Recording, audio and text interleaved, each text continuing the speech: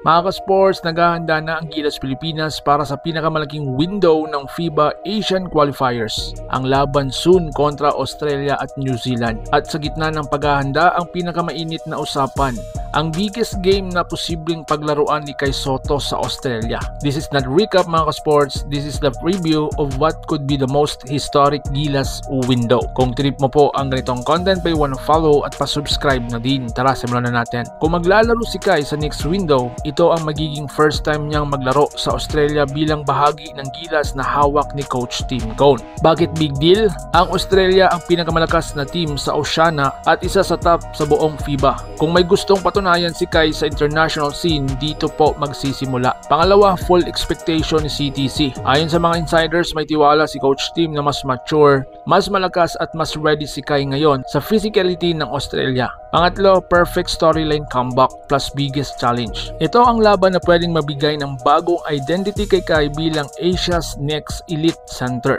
So mga sports, matagal na siyang hindi naglalaro para sa Gilas. Dahil nga sa kanyang natalang injuries, schedule conflicts at physical rehab ang pinagdadaanan. Pero ngayon, napaka-healthy niya na, focus at mas fit na sa sistema ni CTC. Ang expectation dito, shot blocking, rim protection at pick and roll chemistry kasama sina CJ Perez, Scotty, TQMB at KQ.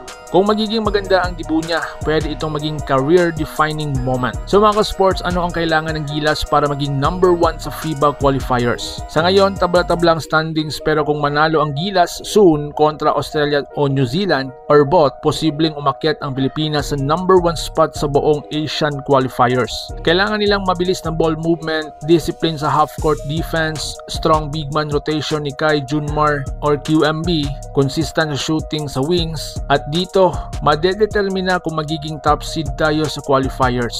So mga ka-sports, breakdown ng matchup versus Australia and New Zealand. Sa Australia, physical, malalaki, deep rotation. Pero vulnerable sa quick guard play ang advantage ng Gilas. Sa New Zealand naman, athletic sila, high energy ang team nila pero hirap sa structure offense. Doon maglalamang ang Coach Tim Cone system. Ito po ang window na pwedeng mag-shift ang buong power ranking sa Asia. Kaya mga ka-sports, sa next window ay magiging make or break moment para sa Gilas. At sa gitna ng lahat, si Kai Sotto ang magiging pinakamalaking storyline. Kung excited ka sa pagbabalik ni Kai, comment mo, "Let's go Kai!" Huwag kalimutang mag-like, mag-subscribe at i-hit ang bell para updated ka lagi sa Gilas Pilipinas. So paano? Ingat po kayo.